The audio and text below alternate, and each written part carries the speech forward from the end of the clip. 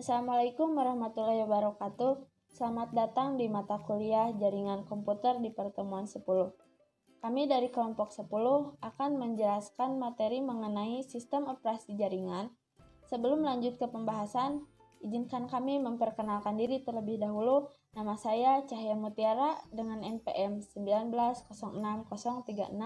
Kemudian rekan saya Randi Maulana dengan NPM 1906052 dan Nadif Fatur Rahman dengan NPM 1906035.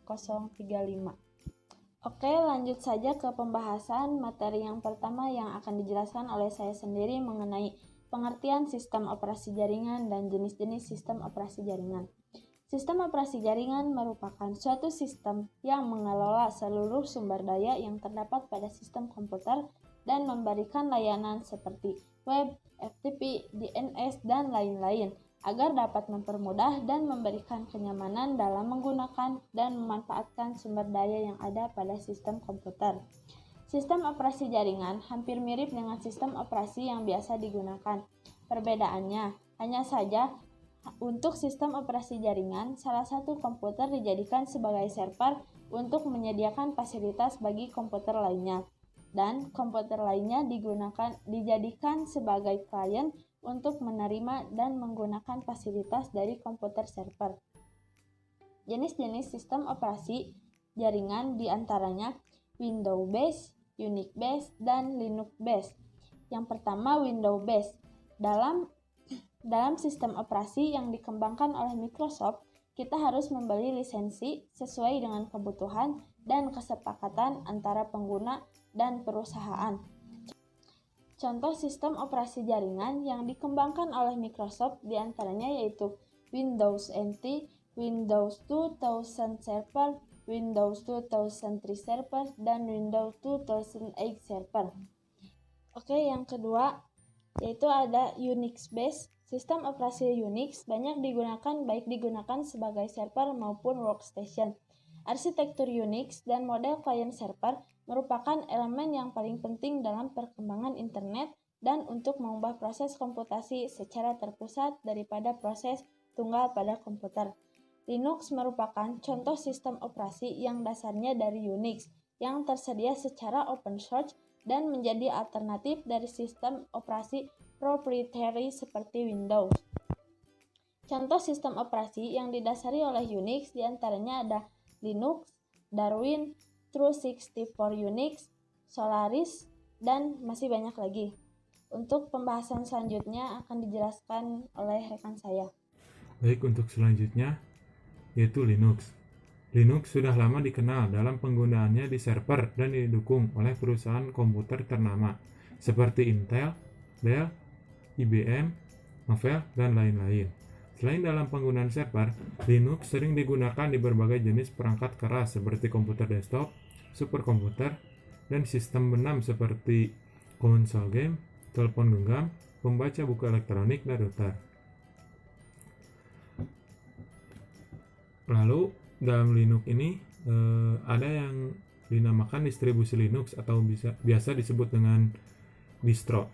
Distribusi Linux ini yaitu Linux yang dikembangkan lagi oleh beberapa individu, grup, atau lembaga lain yang dimana masing-masing disertakan dengan program sistem operasi dan program aplikasi tambahannya.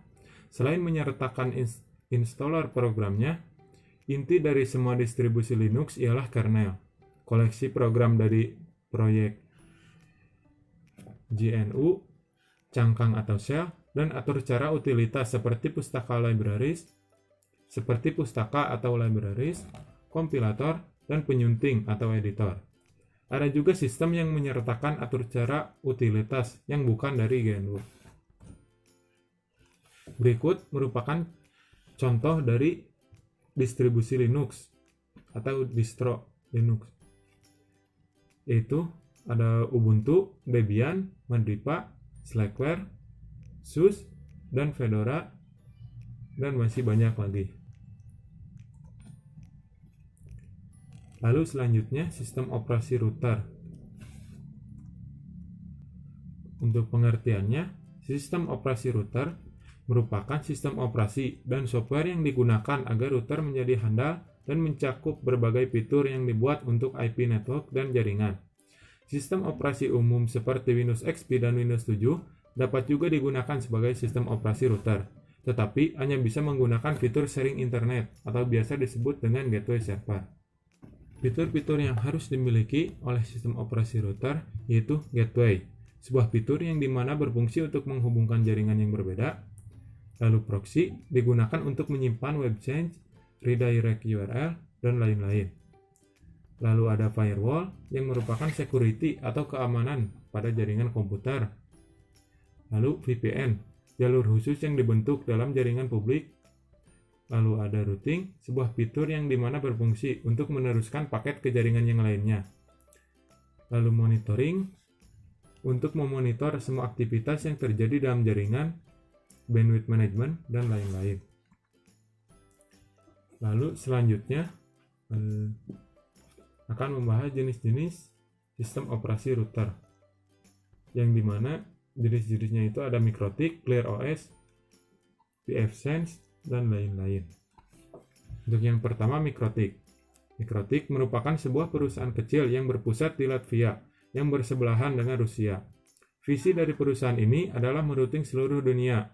Visinya ini dimulai dengan sistem Linux dan MS-DOS dan MS-DOS yang dikombinasikan dengan teknologi LAN atau WLAN. Aeronet yang berkecepatan 2 Mbps di Moldova, tetangga Latvia. Baru kemudian setelah itu, MikroTik ini mendapatkan 5 pelanggan lainnya di Latvia. Fitur-fitur yang dimiliki oleh MikroTik yaitu firewall, DANet, routing static routing, data rate management, hotspot,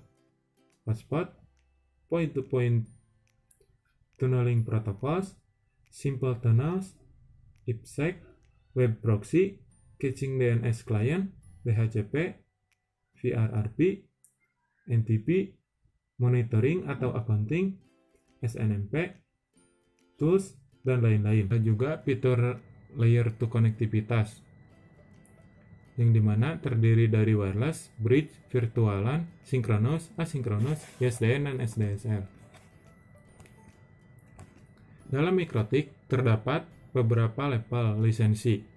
Seperti yang dapat dilihat, level lisensi dimulai dari level 0 yang merupakan trial mode sampai level 6 yang merupakan controller.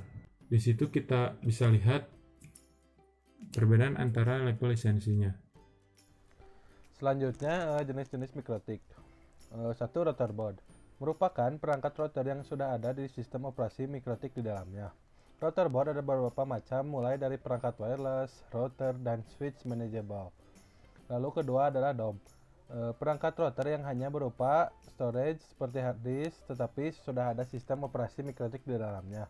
Perangkat ini memiliki ukuran yang lebih kecil dan memiliki interface ATA atau SATA. Lalu ketiga, CD software.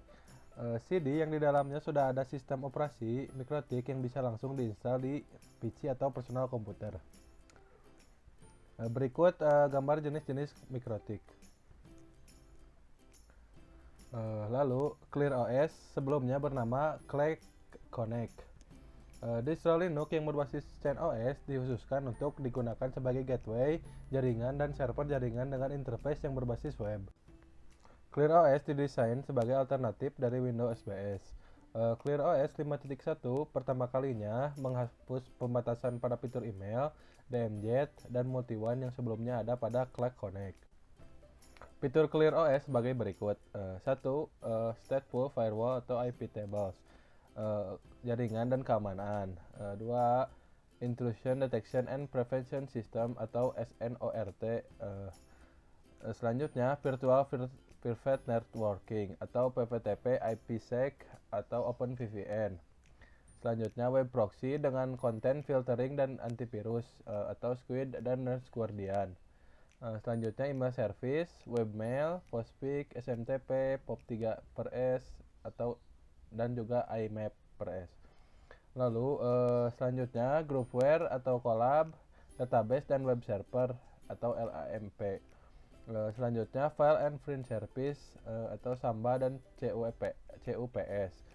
Selanjutnya FlexShare atau CIFS, HTTP/S, FTP/S, dan SMTP. Selanjutnya Multi-One Internet Fault Tolerant Design. Selanjutnya pelaporan dan statistik atau MRTG. pfSense merupakan hasil kostumisasi dari FreeBSD yang digunakan sebagai firewall dan router. pfSense merupakan stateful firewall yang berarti pfSense akan memeriksa kondisi dari koneksi jaringan baik TCP maupun UDP yang melaluinya. Untuk melalui firewall, paket harus sesuai dengan peraturan yang ditetapkan pada firewall. Berikut adalah fitur-fitur yang disediakan oleh pfSense. 1. Firewall. 2. Network Address Translation atau NAT. 3.